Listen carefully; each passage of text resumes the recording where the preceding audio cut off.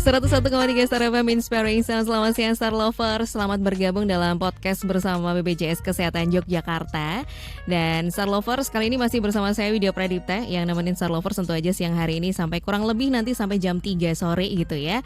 Dan kita tahu bahwa menjadi beserta BPJS Kesehatan itu sangat penting banget gitu ya, karena ini sebagai perlindungan kesehatan untuk diri kita sendiri tapi juga untuk keluarga juga gitu. Dan dalam pelaksanaannya mungkin ada satu kondisi di mana ada yang membuat kita tuh bingung gitu ya. Terus biasanya kita ngadu nih ceritanya ngadu langsung ke kantor cabang BPJS Kesehatan gitu. Tapi tentu aja BPJS Kesehatan terus mengupayakan layanan-layanan yang terbaik gitu ya. Dan salah satunya juga ada layanan non tatap muka juga nih Star Lovers yang Star Lovers harus tahu. Nah, kita nanti akan bahas juga.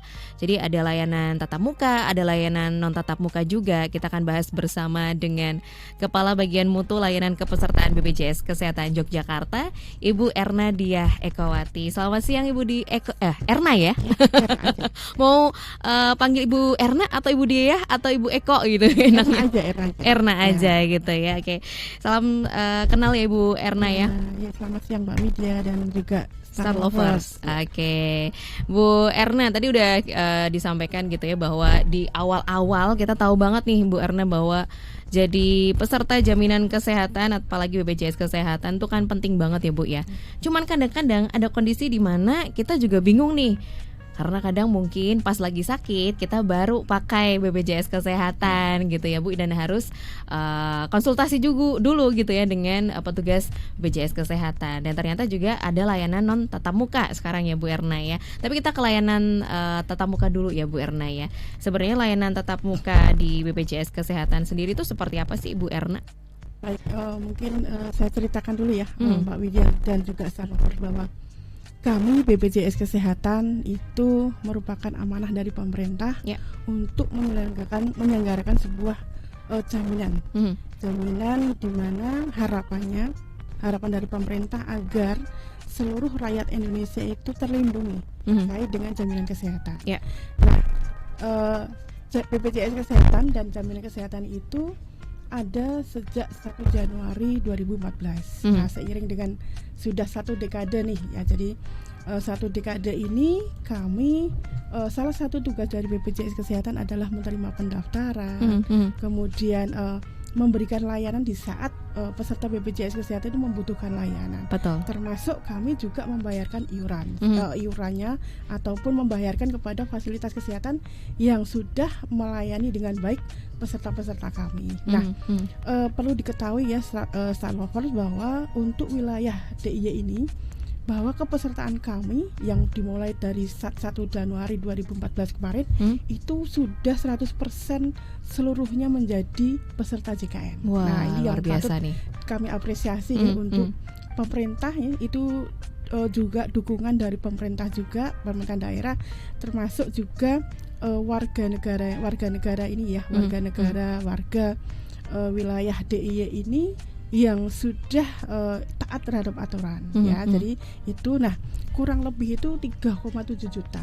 Ya. Jadi sudah bisa dibayangkan kalau 3,7 juta itu membutuhkan layanan. Nah, itu mungkin kalau semua kemarin datang ke kantor kami itu pasti crowded itu Bu. Antriannya bagaimana ya Bu ya? Ya, itu awal-awal dulu 2014 bisa dibenah seiring dengan perkembangan teknologi, kemudian juga pengetahuan masyarakat juga semakin meningkat. Kami BPJS Kesehatan telah berupaya memberikan solusi alternatif ya untuk tadi mengenalkan beberapa kanal-kanal layanan ini supaya mudah ya. Tujuannya untuk mempermudah.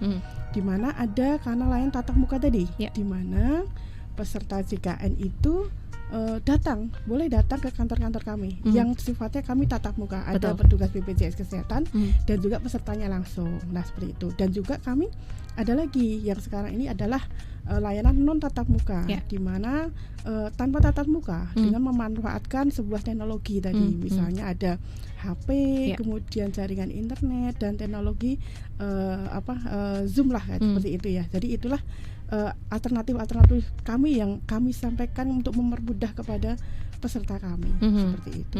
Iya, ini mempermudah sekali. Apalagi sekarang tuh sebenarnya kita sudah masuk di era digitalisasi ya, Bu Erna ya, yang kita kayaknya dikit-dikit mainan handphone gitu ya Bu ya. Jadi emang sudah sangat dekat dengan kehidupan sehari-hari gitu sebenarnya ya.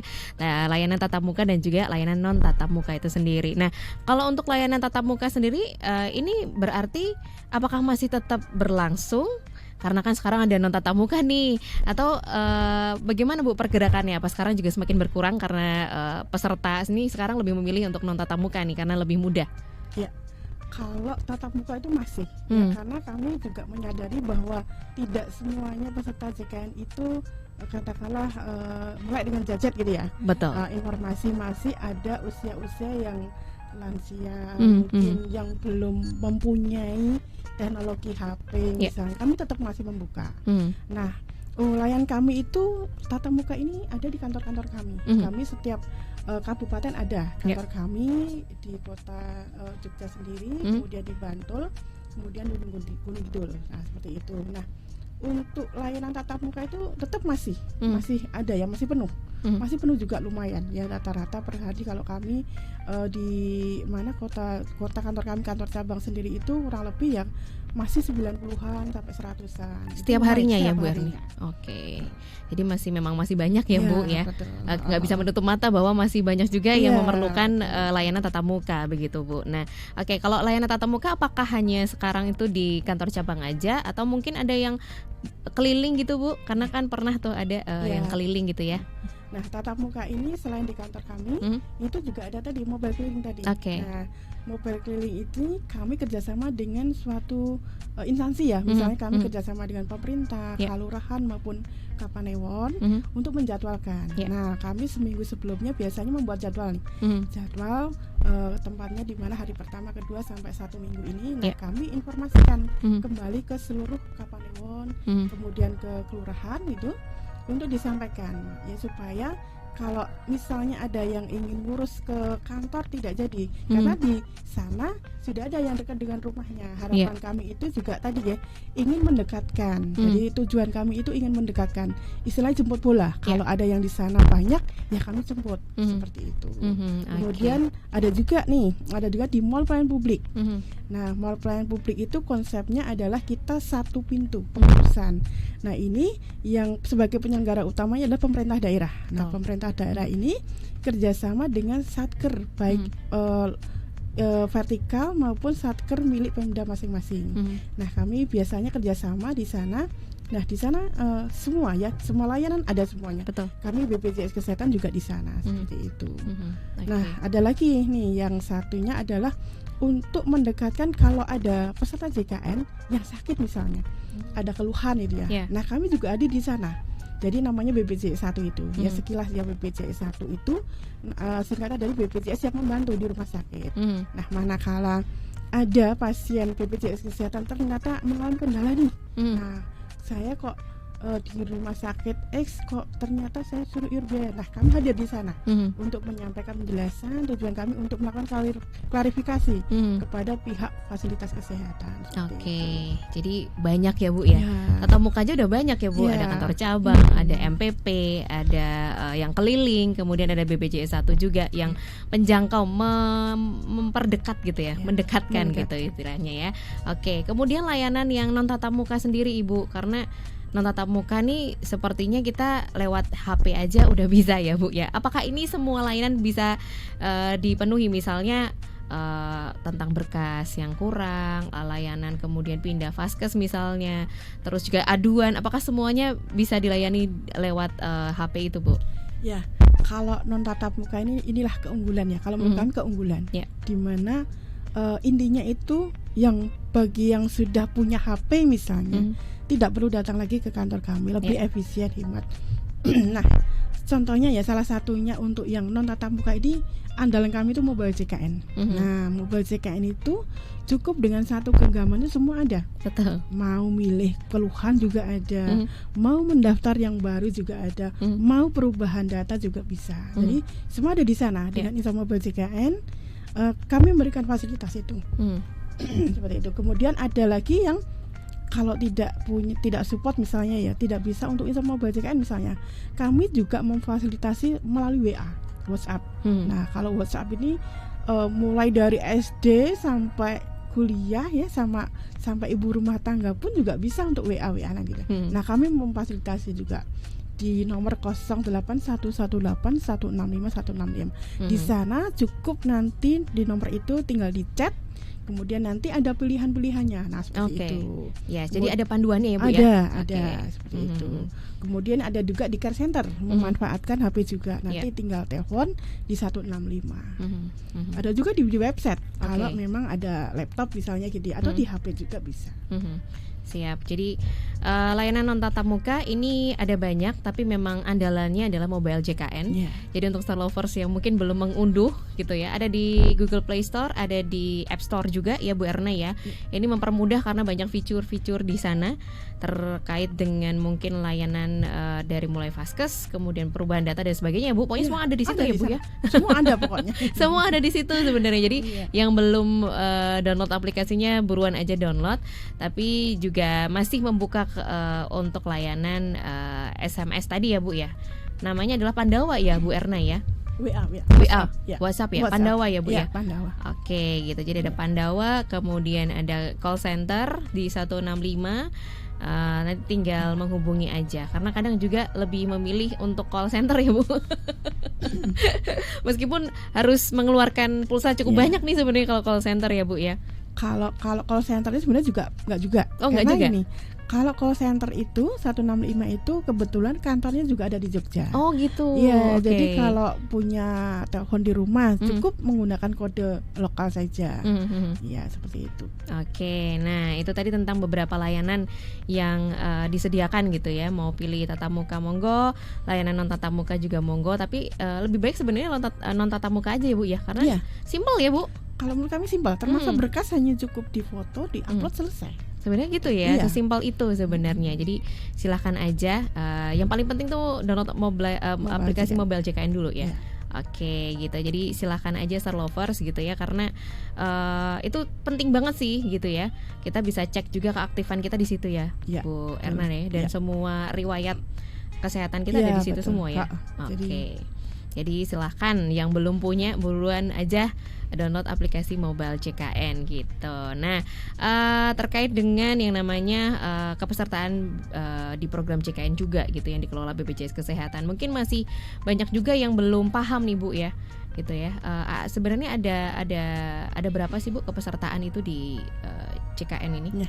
Untuk kepesertaan sendiri kami ada ya, jadi sesuai dengan Perpres nomor 82 tahun 2014 bahwa kepesertaan di kami itu segmennya ada 2 saja sebenarnya, yaitu segmen penerima bantuan iuran atau PBIJK, di mana iurannya itu dibayarkan oleh pemerintah. Jadi kalau PBI itu tidak gratis sebenarnya kan itu dibayari oleh pemerintah seperti itu. Nah, kemudian segmen yang lain adalah non PBI, di mana iurannya ada yang sharing. Ya, sebagai contoh non PBI itu adalah pekerja penerima upah.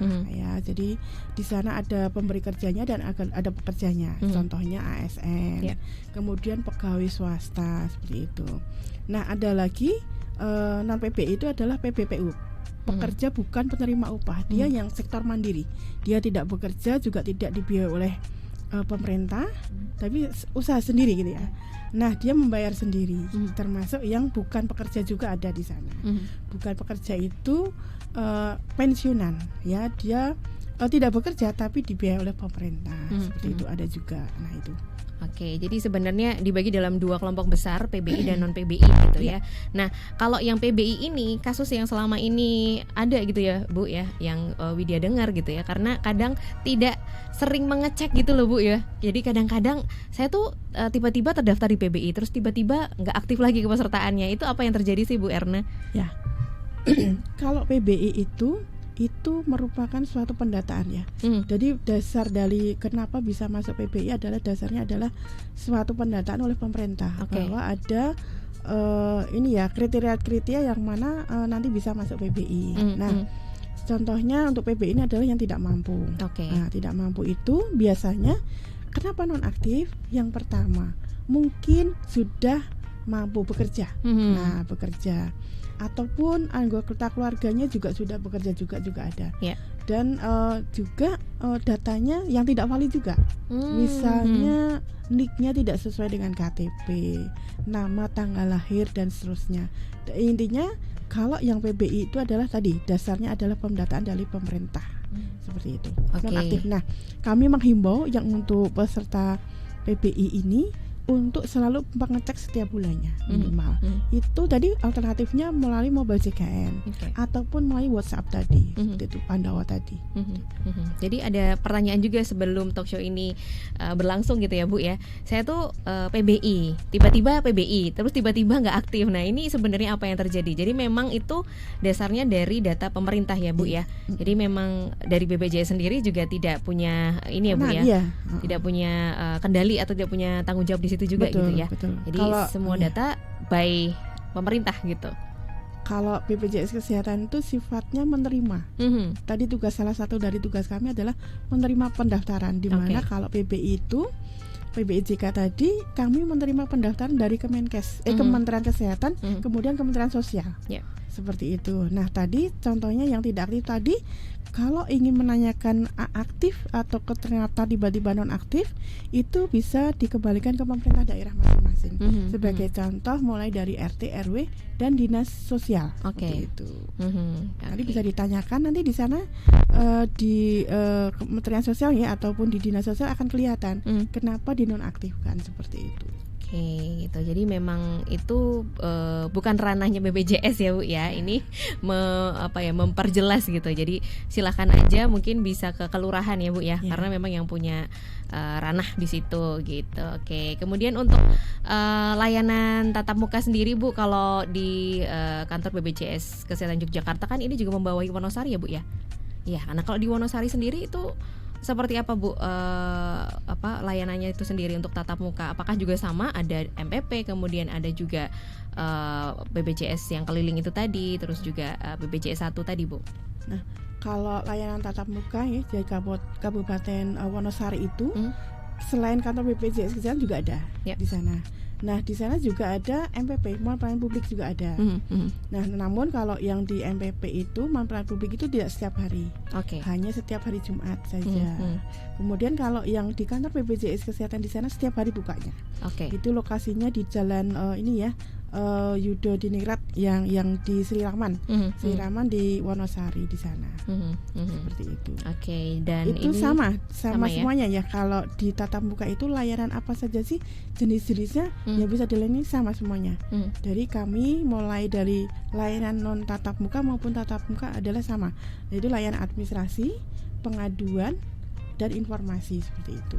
Ada 3 jenis layanan yang kami lakukan. Nah terkait dengan BPJS yang keliling tadi Bu, nah ini apakah nanti ada informasi juga ke masyarakat gitu ya? Misalnya minggu depan nih mau ada BPJS keliling di daerah, misalnya di Wonosari Kota misalnya Bu, ini apakah ada informasi itu atau bagaimana nih? Ya, kami informasinya itu menginformasikan kepada tadi kelurahan, ke seluruh kelurahan, kemudian kecamatan, Kapanewon, dan instansi seperti itu. Kami menge-sharekan bahwa kami ada minggu ini ada layanan BPJS keliling di mana saja.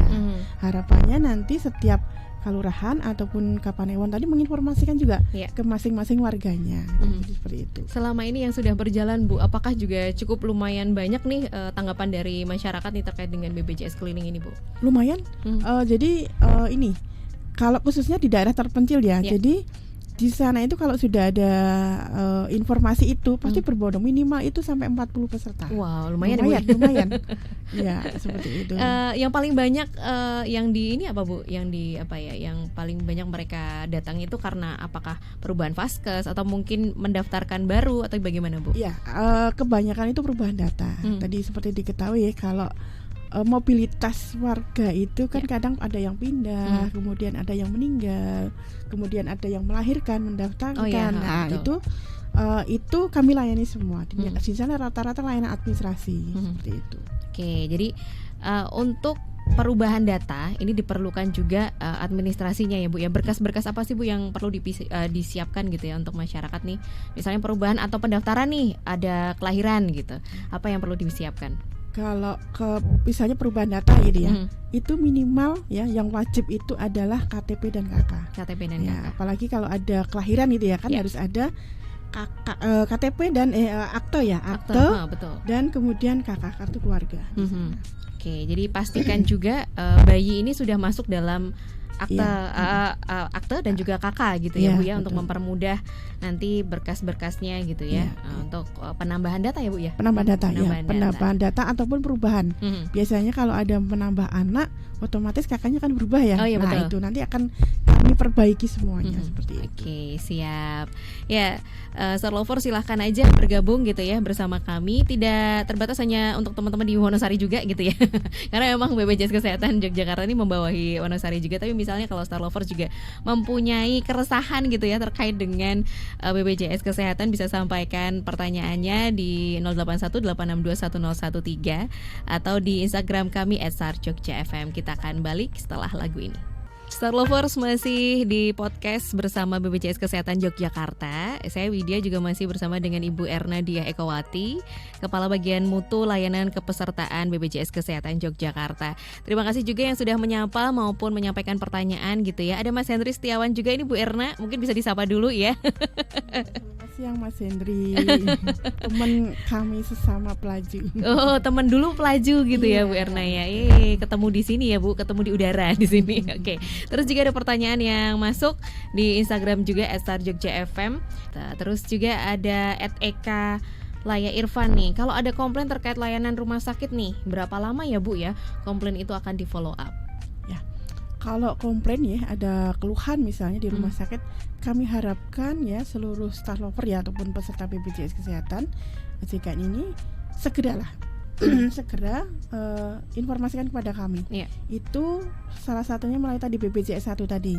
Nah, di setiap rumah sakit itu biasanya ada foto ya. Foto, kedua foto petugas kami BPJS Kesehatan dan foto petugas rumah sakit yang menangani keluhan tersebut. Di sana ada nama dan nomor HP-nya. Silahkan bisa menghubungi nomor tersebut. Nah, itu segera. Nah, SLA-nya kami ada standarnya, itu maksimal 3 hari sudah harus kami tindak lanjuti seperti itu. Oh gitu, oke. Jadi silakan aja BPJS 1 itu dimanfaatkan gitu ya. Atau mobile JKN juga bisa. Mobile JKN bisa Bu? Ada di pengaduan ya Bu? Iya, pengaduan seperti itu. Ada di fitur pengaduan, jadi bisa di langsung mobile, aja. Di Pandawa tadi juga ada WA, WhatsApp. Pandawa juga boleh untuk ini Bu, mengajukan aduan ya Bu ya. Saya pikir cuma untuk perubahan data aja, tapi ternyata bisa juga ya untuk semuanya. Oke. Terus juga ada Pak Tri Haryanto nih. Saya daftar mobile JKN Bu, tapi dapat notif nomornya pernah didaftarkan. Nah, disarankan ternyata ganti nomor. Ini sebenarnya kenapa Bu gitu? Ya, sebenarnya tidak ganti nomor ya. Jadi kalau dulu biasanya peserta tersebut ya datang waktu mendaftar itu nomornya beda dengan yang sekarang ya itu. Nah, solusinya adalah yang pertama lakukan perubahan. Itu bisa lewat WhatsApp tadi Pandawa tadi ke kami ataupun bisa datang ke kanal tatap muka tadi. Bisa ke kantor kami, bisa ke mobil keliling ataupun bisa di mall pelayanan publik tadi. Nanti akan kami cek nomor-nomor yang masih dipakai itu. Nah, kalau memang sekarang dipakai yang ini Pak Tri tadi, nanti akan kami ganti yang nomor yang dipakai orang tersebut. Oke, gitu. Jadi ini kalau bermasalah dengan nomor ini harus ke kantor cabang langsung ya Bu, harus tatap muka begitu ya Bu ya? Tatap muka tadi lewat WA juga bisa WhatsApp ya? Tadi. Oke, jadi silakan aja, ini harus diupdate ya. Jadi sekali lagi yang namanya informasi itu harus update terus gitu ya. Perubahan-perubahan harus disampaikan terus supaya ketika kita menggunakan tidak bingung, tidak kaget gitu ya. Oke, ada pertanyaan juga, terima kasih dari Ibu Siwi nih. Kemarin tetangga saya ini melahirkan Bu ceritanya gitu kan. Terus akhirnya sesar. Nah, bingung ternyata nggak punya BPJS. Nah, ini saya pengen bantu nih, gimana ya caranya? Masih bisa nggak sih Bu diurus gitu ya? Ketika ada lahiran kayak gini, terus biar tercover BPJS. Jadi selama ini BPJS-nya tidak aktif ternyata. Ya, baik. Untuk Bu Siwi. mungkin perlu kami klarifikasi kalau memang sudah pernah punya JKN tetapi tidak aktif, misalnya peserta mandiri ya. Peserta yang daftar mandiri itu sebenarnya kalau mau mengaktifkan cukup mudah. Yang pertama membayar. Begitu membayar langsung aktif. Ya, jadi seperti itu. Nah, untuk tadi pengguna apakah dijamin atau tidaknya? Memang di sana ada salah satu kewajiban peserta JKN adalah tadi mengikuti aturan yang berlaku. Nah, untuk melahirkan itu bisa dijamin. Nah, yang pertama kali adalah jika masuk rumah sakit nyatakan dulu menggunakan BPJS atau umum karena inform consent dulu. Kalau itu sifatnya emergensi ya, kalau melahirkan misalnya. Kalau tidak emergensi memang harus melalui FKTP terlebih dahulu tadi, fase pertama dahulu. Nah, seperti itu. Itu bisa diaktifkan kembali tadi. Nah, kalau memang sifatnya emergensi, tadi menyatakan bahwa itu peserta JKN dan mau menggunakan JKN-nya, maka ya bisa seperti itu. Sesuai dengan ketentuan, asal itu sesuai prosedur ya, sesuai prosedurnya, sesuai kelasnya, maka itu bisa dijamin. Nah, dari awal harus ditegaskan menggunakan BPJS Kesehatan, begitu ya Bu Erna ya, supaya bisa dibantu juga oleh teman-teman. Termasuk juga mungkin ini BPJS 1 tadi ya Bu ya, ketika di rumah sakit ya. Betul. Oke, jadi berapa lama sih Bu waktunya misalnya kalau harus ada berkas yang diselesaikan nih? Kalau misalnya pengen pakai BPJS Kesehatan gitu loh Bu. Ada untuk waktu menyiapkan. Begitu masuk rumah sakit ternyata sifatnya emergensi, biasanya rumah sakit ada inform consentnya.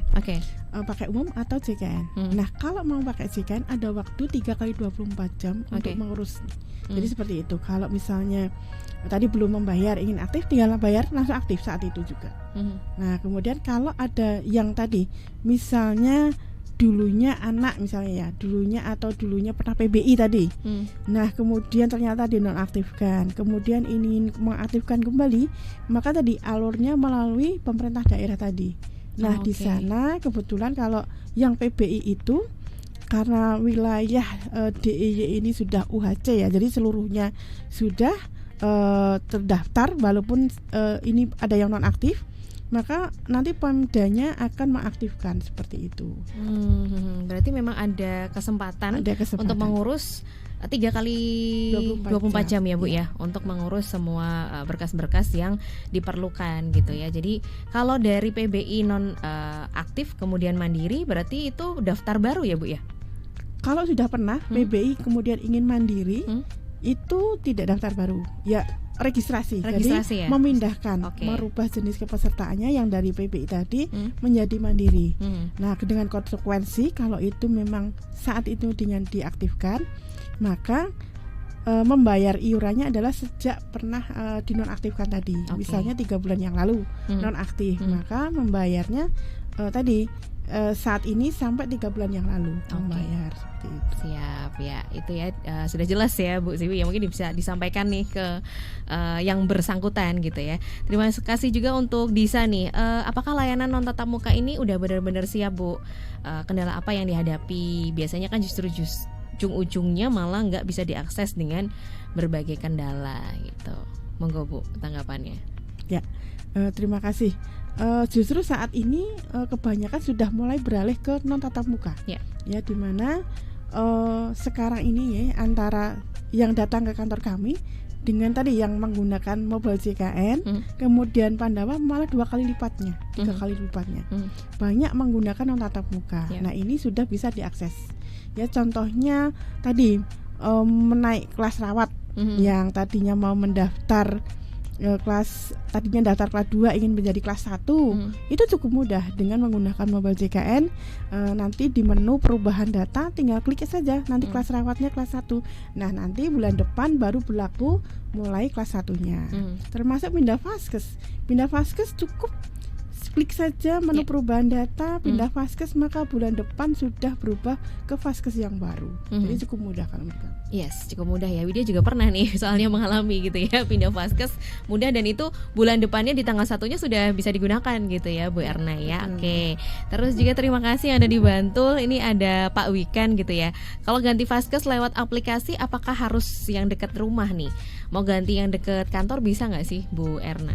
Sangat bisa. Jadi kalau pindah vaskes ini ya mungkin perlu kami sampaikan, untuk yang pindah vaskes itu kecuali untuk yang PBI daerah yang dijamin oleh pemerintah daerah, itu memang pindah vaskesnya itu sesuai dengan wilayah masing-masing.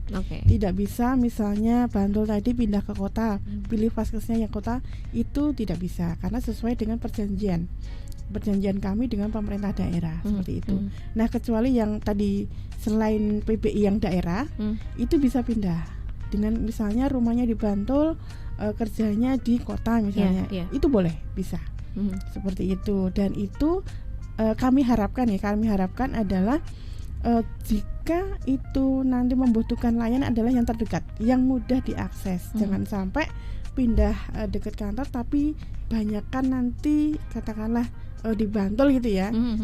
Itu malah nanti susah kalau misalnya sakit, memerlukan bantuan sakit misalnya saat sore atau ini kan mau nggak mau harus periksa di kota gitu ya. Jadi seperti itu ya, harapannya yang benar-benar mudah aksesnya. Kalau kami harapkan seperti itu. Boleh aja, tapi efisien atau tidak gitu ya. Karena kan lagi-lagi itu tadi domisili dan juga fasilitas kesehatan yang penting mudah diakses gitu ya. Apalagi sewaktu-waktu ya Bu ya, namanya sakit nggak tahu ya kita ya gitu. Walaupun kita nggak menginginkan sakit gitu. Oke, ada juga dari Ibu Dwi gitu ya. Saya mau pindah vaskes nih Bu gitu. Domisilinya sih di Sleman, tapi pengennya pindah ke kota karena bagus layanannya. Ini bisa nggak? Padahal tahu nih fasilitas kesehatan yang ini nih yang dituju ini banyak nih Bu. Gitu masih bisa nggak sih? Gitu? Masih bisa, boleh ya. Boleh Jadi ya? Peserta adalah tadi salah satu haknya itu tadi memilih vaskes yang diinginkan. Nah, mungkin kami juga menyampaikan juga ya di sini bahwa kalau untuk fasilitas kesehatan misalnya rumah sakit di kota lebih bagus. Nah, di JKN ini tidak ada katakanlah ini. Di JKN ini menjamin sesuai dengan kebutuhan medisnya. Jadi bukan keinginan tadi ya dari peserta JKN tadi, saya pengen dokter sini, rumah sakit ini. Untuk di JKN ini tidak ada seperti itu. Tadi kebutuhan medisnya dicarikan rumah sakit yang terdekat dengan tadi domisili tadi. Seperti itu. Kalau di kota pasti nanti akan dipilihkan yang terdekat tadi dengan vaskes pertamanya tadi. Rumah sakitnya mana dulu seperti itu. Nah, ini kalau misalnya kasusnya nih Bu ya, perantau dan meninggalkan keluarganya di domisilinya gitu. Nah, dia mau pindah vaskes sekarang yang dekat dengan tempat kerjaannya. Nah, ini kan biasanya kalau di Mobile JKN tuh kakak ya Bu ya, satu kakak. Nah, ini bagaimana nanti untuk yang di keluarga di rumah nih Bu, kalau untuk periksa kayak gitu? Ya, kalau yang khusus perantau ya, misalnya pekerjanya saja gitu ya, keluarganya masih tetap di asalnya gitu ya. Nah, ini silakan boleh memindah vaskesnya. Hanya satu saja, bisa lewat Mobile JKN. Nanti kan ada pilihan satu keluarga atau tidak. Oh gitu, ada ya Bu ya? Ada. Nanti kalau tidak ya hanya pekerjanya saja boleh. Iya, ini karena ada Pak Ujang nih. Saya aslinya orang Bandung Bu, tapi kerjanya di Jia. Nah, karena kemarin itu sakit, tiba-tiba sakit terus sekarang jadi mikir mau pindah vaskes, cuman keluarga gimana nih di rumah sementara belum punya Mobile JKN itu tadi. Gitu. Ya. Kalau itu bisa lewat tadi. Kalau memang tidak punya Mobile JKN, kalau punya HP mungkin kami sarankan install Mobile JKN. Nah, kalau memang tidak punya HP sama sekali, bisa datang ke tadi karena layanan tatap muka tadi kami. Bisa ke mobil keliling, bisa ke MPP, pelayanan publik ataupun di kantor kami yang terdekat di sana. Jadi nanti bisa dibantu ya Bu. Jadi keluarga yang ditinggalkan di rumah juga aman. Betul. Bapaknya sendiri yang bersangkutan juga aman gitu ya, karena dekat dengan lokasi tempat kerja gitu. Jadi bisa memilih satu keluarga atau enggak, karena setahu saya juga itu satu kakak ya Bu ya, tapi ada pilihan nih. Ada pilihan ya. Jadi itulah kemudahan-kemudahan yang sudah diberikan gitu ya oleh BPJS Kesehatan, yang tentu aja Star Lovers harus tahu nih. Kalau misalnya belum ada yang mungkin ada anggota keluarga yang masih bingung, mungkin bisa dibantu gitu ya. Termasuk juga mungkin simbah-simbah gitu ya Bu, yang memang mengharuskan nih ada jadwal kontrol rutin gitu ya. Mungkin bisa dibantu ya Bu ya. Itu kan lewat Mobile JKN bisa langsung mendaftar juga ya Bu ya untuk kontrol rutin. Kalau di Mobile JKN nanti ada menu antrian ya kalau mau kontrol. Nah, ini salah satu keunggulan dari kami ya, lewat antrian online. Jadi kalau yang sudah punya HP misalnya atau simbah tapi punya anak gitu ya, punya anak, punya saudara, kemudian diinstalkan Mobile JKN. Nah, untuk kontrolnya ini misalnya kalau ke FKTP gitu ya, fase pertama cukup dari rumah dulu, 5 saja. Nanti pilih di antrian. Nah, nanti klik vaskes jamnya, dokternya siapa memilih. Kemudian nanti tinggal disimpan, kemudian nanti akan otomatis keluar nomor antriannya. Jadi tidak perlu nunggu lama di vaskesnya. Jadi seperti itu. Nanti dikira-kira datangnya jam berapa, kalau prakteknya jam berapa gitu ya. Jadi harapannya tidak menunggu lama karena ini kan juga lansianya. Nah, nanti kalau memang vaskes pertamanya akan merujuk ke rumah sakit juga sama. Nanti vaskes pertamanya akan memberikan rujukan juga secara elektronik. Nah, bisa Bu? Bisa. Nanti secara elektronik itu maka Mbak tadi ya bisa lewat Mobile JKN lagi. Jadi nanti pilih dirujuk. Nah, nanti akan ada rujukan ke rumah sakit mana di sana ada yang sudah ditentukan tadi. Tinggal klik saja, nanti otomatis juga akan keluar nomor antriannya seperti itu. Nanti biasanya kalau di rumah sakit itu kan pasiennya lebih banyak gitu ya.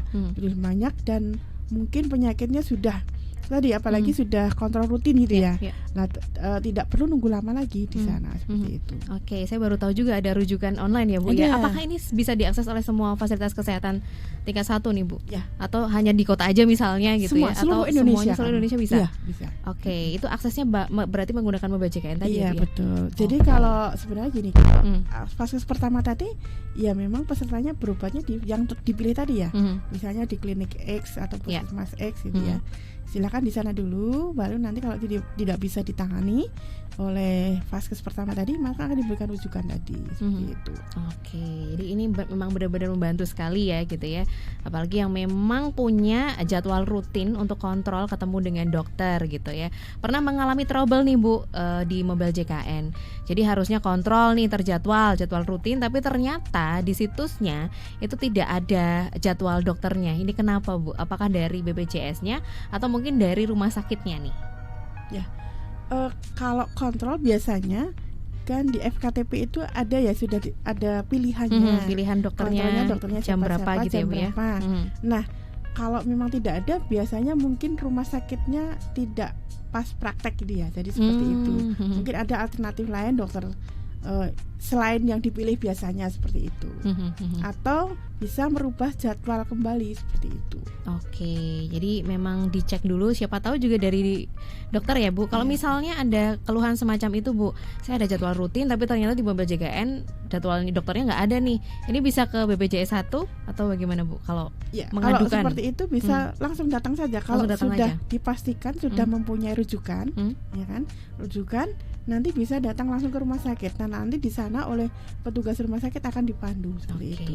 Siap. Oke, jadi langsung datang aja gitu ya, karena kadang-kadang juga dari pihak rumah sakitnya mungkin secara online belum siap atau bagaimana, ada perubahan mungkin bisa jadi ya Bu Erna ya. Gitu. Jadi langsung aja daftar seperti biasanya, langsung ke rumah sakit gitu. Jadi kalau melihat dari sekarang yang sudah berjalan nih Bu, ada tatap muka, ada non tatap muka juga. Apakah memang yang tatap muka ini dilakukan oleh orang yang memang itu tadi Bu kurang paham tentang digital atau bagaimana nih Bu selama ini yang berjalan? Ya, sebenarnya ada beberapa alternatif ya. Jadi kalau peserta itu datang ke kantor, misalnya rumahnya dekat dengan kantor, itu juga bisa dengan BPJS gitu ya. Kantor BPJS daripada lewat ini susah.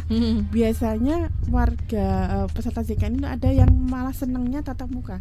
Jadi ada kontak. Jadi tidak semuanya itu suka dengan gadget gitu ya. Jadi hanya dengan ini enggak. Ada yang terutama itu yang sepuh-sepuh ya gitu. Kurang mantap ya Bu ya. Kalau nggak ketemu ngobrol langsung gitu. Apalagi kalau ini ya mengungkapkan pengaduan itu lebih seneng ke kantor. Seperti itu kan lebih mantap gitu ya seperti itu. Oke, jadi memang masih banyak gitu ya yang tatap muka. Termasuk juga mungkin yang muda-muda juga sebenarnya masih banyak ya Bu ya. Mungkin karena kebingungan nanti gimana, karena saking paniknya ya Bu ya. Ketika sakit tuh kan panik ya Bu.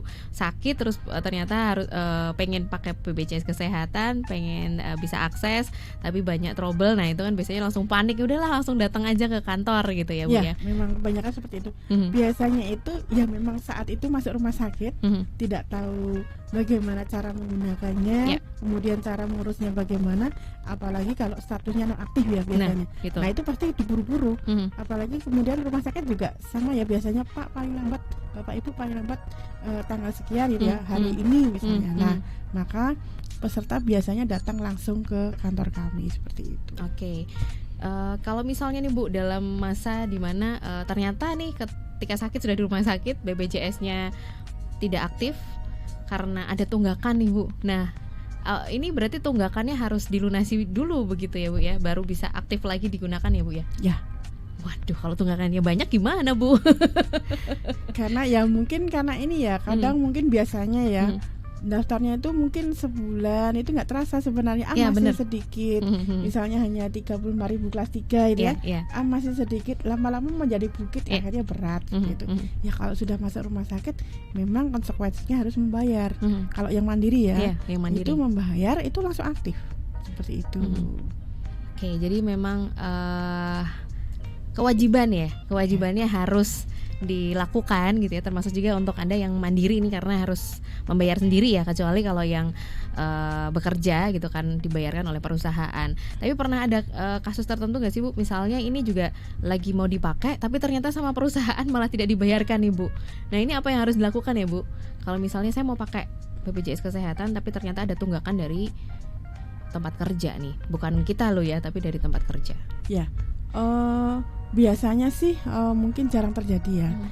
Kalau memang sudah bekerja biasanya langsung didaftarkan, karena untuk antisipasi ya kalau ini pekerjanya sakit. Tetapi ada juga misalnya telat mendaftarkan karena mungkin ada masa percobaan ya. Betul, ada beberapa 3 bulan misalnya karena belum didaftarkan itu ya. Nah itu sebenarnya menjadi tanggung jawabnya pekerja, karena kan dia sudah perusahaannya sudah mempekerjakan ya. Betul. Maka tetap walaupun percobaan tetap wajib mendaftarkan. Maka kalau ada kasus seperti itu, yang bertanggung jawab adalah si perusahaannya untuk mendaftarkan. Untuk kalau belum JKN ya yang membayarkan tadi di biaya kesehatannya ya si pemberi kerjanya tadi, seperti itu seharusnya. Jadi sebenarnya itu mau percobaan atau tidak, itu termasuk juga kewajiban dari si pemberi kerja untuk mendaftarkan ya Bu ya. Karena kadang harus melewati masa pencobaan 3 bulan dulu baru dikasih BPJS gitu, kesehatan atau apa yang dijamin sama perusahaan. Berarti sebenarnya kalau dari BPJS sendiri menyarankan untuk bulan pertama bahkan ya Bu ya, dari bulan pertama si pekerja itu bekerja ya sudah diberikan akses untuk jaminan kesehatan ya Bu. Karena ini kan aturan dari Undang-Undang Ketenagakerjaan ya. Jadi undang-undang di mana kalau sudah terjadi tadi ya kontrak kerja antara pekerja dan pemberi, maka kewajiban pemberi kerja lah ini yang harus menanggung. Seperti itu. Oke, jadi tanggung jawabnya perusahaan si pemberi kerja gitu ya. Untuk yang ini nih, ada yang mandiri ya Bu ya. Saya punya karyawan tapi bukan perusahaan besar, karyawan toko kelontong gitu ya. Tertarik juga untuk mendaftarkan karyawannya gitu karena merasa punya tanggung jawab nih Bu ya gitu. Nah itu yang harus dilakukan apa sih Bu? Syarat-syaratnya mungkin karena pekerjanya cuma 4 nih Bu, tapi pengen mendaftarkan gitu karena sebagai bentuk tanggung jawab gitu ya, sebagai seorang bos gitu. Seorang pemimpin gitu di tempatnya usaha. Kalau mungkin termasuk UMKM gitu ya. Nah, sepanjang ada surat tadi ya izinnya untuk usaha UMKM misalnya, itu memang sudah ada kewajiban tadi si pemberi kerja mendaftarkan. Nah, syarat-syaratnya tadi ada administrasi, nanti bisa datang ke kantor BPJS Kesehatan. Nanti ada formulir yang harus diisi. Kemudian nanti mengisi termasuk nama-nama karyawannya, kemudian gaji-gajinya seperti itu. Nah, nanti ada administrasi yang harus ditaati, dipenuhi. Jika sudah selesai dipenuhi, nanti untuk pemilihan kelasnya berdasarkan gaji tadi. Nah, iurannya itu kurang lebih 5%. Nah, yang 1% dipotong gaji oleh karyawannya. Jadi di gaji 1% oleh karyawannya, minimal kan UMK dia. Nah, yang 4% itu adalah pemberi kerja. Yang tadi ya bosnya misalnya seperti itu, pimpinannya. Nah, 5% ini adalah untuk maksimal 5 anggota keluarga. jauh lebih murah ya daripada dibanding dengan mendaftar secara mandiri. Karena tadi 5% misalnya untuk 5 anggota keluarga. Kalau dihitung-hitung misalnya UMK gitu ya. Kalau pekerjanya dipotong 1% aja, itu jauh lebih murah seperti itu. Betul. Nah, misalnya katakanlah 1,7 misalnya, 170.000 misalnya kan, itu sudah untuk 5 anggota keluarga. Itu minimal haknya di kelas 2.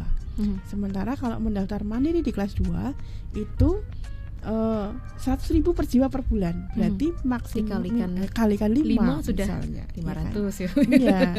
Makanya kami juga menghimbau ya, kalau yang sudah punya usaha maka daftarkanlah di sektor yang tadi pekerja penerima upah. Karena ini memang ranahnya di sana, tidak di mandiri seperti itu. Karena ada bentuk tanggung jawab antara pemberi kerja dan pekerjanya seperti itu. Oke, jadi ada syarat mengumpulkan izin usaha dulu juga ya Bu ya. Ini bisa didapatkan di Dinas Tenaga Kerja sepertinya ya Bu ya. Perizinan ya. Dinas Perizinan dan tenaga kerja. Kemudian juga apakah ini harus langsung ke kantor cabang Bu untuk mengurus hal ini? Ya. Itu ya, termasuk juga data diri dari karyawannya gitu ya, untuk nanti disampaikan supaya bisa didaftarkan langsung gitu ya. Ini termasuk hal yang luar biasa kalau misalnya si pemberi kerja ini sadar ya Bu ya. Memberikan jaminan perlindungan kesehatan untuk karyawannya. Ini satu hal yang patut diapresiasi juga. Terima kasih. Ya, Bu Erna, ini di akhir perbincangan kita di siang hari ini bisa sampaikan himbauan ke Star Lovers gitu ya Bu ya, terkait dengan yang namanya layanan di BPJS Kesehatan Yogyakarta. Ada yang tatap muka, ada juga yang non tatap muka. Mungkin himbau ke Star Lovers gitu ya, apa yang harus dipersiapkan, kemudian juga mungkin pesan-pesan dari Bu Erna nih. Ya, baik Star Lovers, bahwa kami dari BPJS Kesehatan memberikan berkomitmen untuk memberikan layanan yang yang terbaik, yang mudah, cepat dan setara. Itulah moto kami ya. Harapannya adalah layanan kami itu dapat bermutu dan selalu berkesinambungan. Jadi harapan kami BPJS Kesehatan ini terus ada seperti itu, dan kami siap membantu kepada seluruh masyarakat peserta, khususnya peserta JKN, jika memerlukan layanan administrasi, informasi ataupun pengaduan, maka kami menyediakan seluruh kanal layanan. Jadi lewat tatap muka tadi ataupun non tatap muka tadi, mana yang lebih mudah dijangkau, kami silahkan seluruh peserta JKN untuk mengakses. Oke, terima kasih Bu Erna Diah Ekowati, Kepala Bagian Mutu Layanan Kepesertaan BPJS Kesehatan Yogyakarta, sudah berbagi informasi banyak sekali gitu ya. Dan semoga dengan informasi ini Star Lovers semakin paham gitu ya Bu ya, tentang aturan menggunakan BPJS Kesehatan tentu saja ya. Jangan lupa di-download ya aplikasi mobile JKN ya Star Lovers, karena ini sangat memudahkan Star Lovers kalau nih gitu ya, ada sesuatu hal yang berkaitan dengan kesehatan juga gitu ya. Oke, kita akhiri. Terima kasih Bu Erna. Sehat selalu ya Bu ya. Terima kasih Mbak Widya. Sama-sama. Saya Widya Pradipta pamit undur diri. Tetap semangat, salam sehat, sampai jumpa.